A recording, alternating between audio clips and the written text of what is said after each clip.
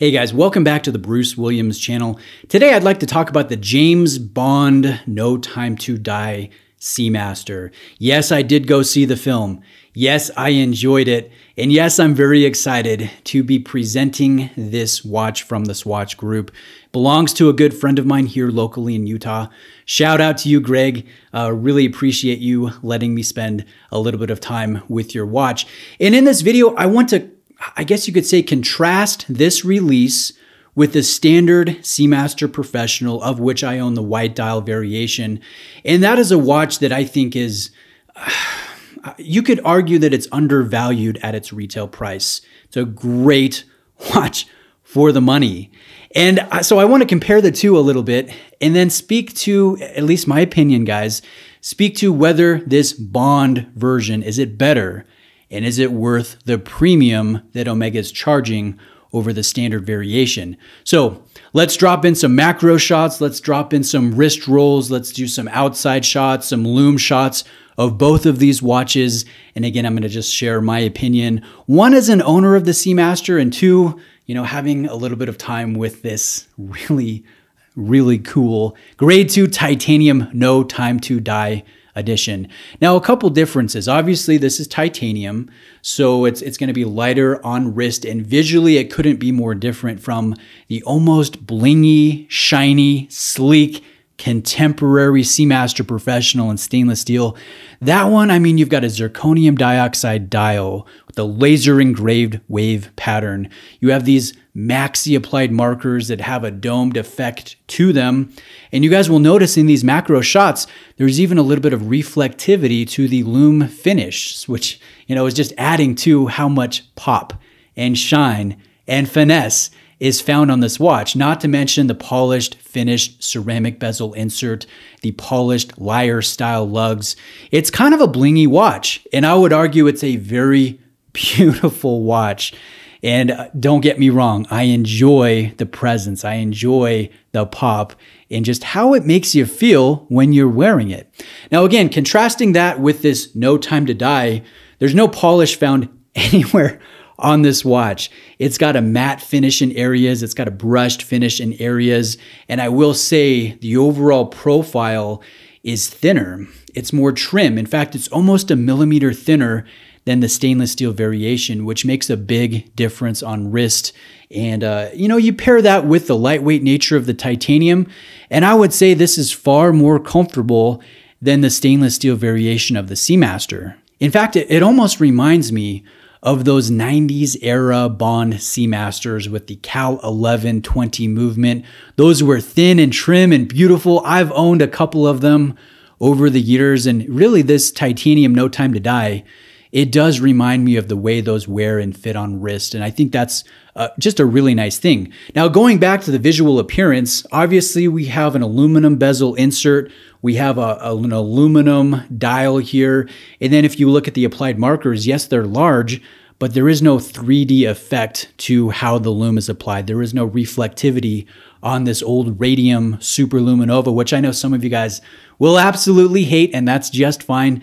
To me, it's a look. It's a color. It's not trying to simulate being old, decades old. I think it's more stylistic, really, than anything. Now, one thing that I like about this is the symmetry. There is no date at the 6 o'clock position. It feels very full. It feels very balanced. In fact, if you look at the hands, I think this is the only area where you almost feel like there is a little bit of pop and polish, even though it's not polished. It's just very finely brushed, a linear brush that really grabs the light and looks pretty dynamic here under the macro lens. Now let's talk about a few things that I like more about this James Bond edition. I love the lumed bezel. This is so satisfying in low light.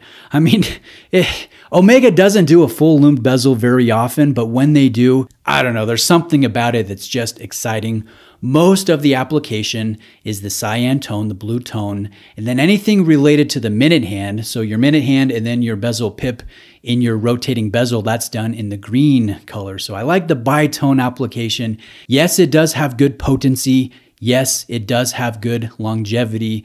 And I would say this is one of the highlights of the watch. Now let's talk about the strap here. I really like this mesh. I do like mesh straps, but one of the reasons why it's great is it's fairly thin and there's a small taper. There's a 2mm taper found on the strap, and I get a really nice fit here. It's got good curvature, good flow to it, a good quality.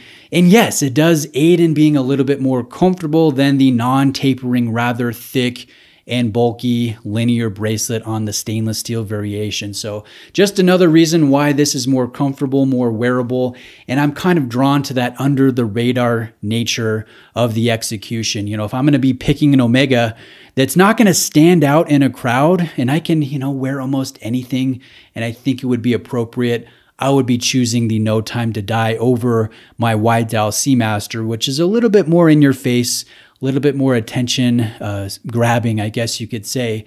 And so depending on where you feel about that, you might, prefer one over the other. Now let's talk about negative elements of this watch real briefly. I think there's only two that I've noticed in my time with this release. One of them is your domed sapphire crystal. I mean, Omega says they're using anti-reflective treatment, but I'd be surprised if they were, because I'm getting quite a bit of glare and reflections off of the face of this crystal. That could definitely be improved, because that is a highlight of the stainless steel variation. The other thing is your clasp ends up being very thick on the bottom portion as it's on wrist, because you have the thickness of your mesh, then you have your folding portion, and then you have your, your deployant, your push button signature on the outside edge. So it ends up being, as thick or thicker than the bulky adjustable clasp of the stainless steel variation. So those are really the only two things that I haven't found to be, perfect or ideal with this execution. But other than that, I mean, I love the broad arrow signature. I mean, I'm enjoying this watch quite a bit. So I will say, yes, I do think it's a nicer release than the stainless steel variation. Now, is it worth $3,000 or $4,000 more at retail? Is it that much nicer? I mean, that's where it gets a little bit tricky. That's where it becomes a bit subjective. You might say, yeah, absolutely. I definitely pay more for that tapering bracelet, for that thinner profile, for the no date variation, without a ghost position, with that coaxial, META certified master chronometer. Yeah, absolutely, that's worth it. And then others will go, no way. There's no way in heck that I'm going to spend, $3,000 or $4,000 more at retail price to get that watch. I'm just paying for the tie-in to the James Bond franchise. And, I could see that point, as well. I think I can see both sides pretty well. I do think the James Bond is the nicest Seamaster that I've handled to date, but it's also, among the priciest, and that nicety comes with a price, and it just kind of depends on where you place value as a watch enthusiast. Now I'm going to leave you with one final thought here, and that is, if this watch had no relation to James Bond, to that entire franchise, I still think this would be an outstanding addition from Omega. If you took out the 007 on the back, which is really the only major tie-in, if you just took that out and you looked at this objectively, it's still a heck of a release. And so I think that's a point in the positivity favor of this Swatch Group product. But let me know what you think. Do you think it's worth the premium? Do you like it more? Do you think, the current production stainless steel Seamaster, is that undervalued? Is that where, the satisfaction is to be had? I'm interested in reading your opinions in the comment section. Thanks for watching. Thank you, Greg, again, for lending in this watch, and hope you guys have a great day. See you next time.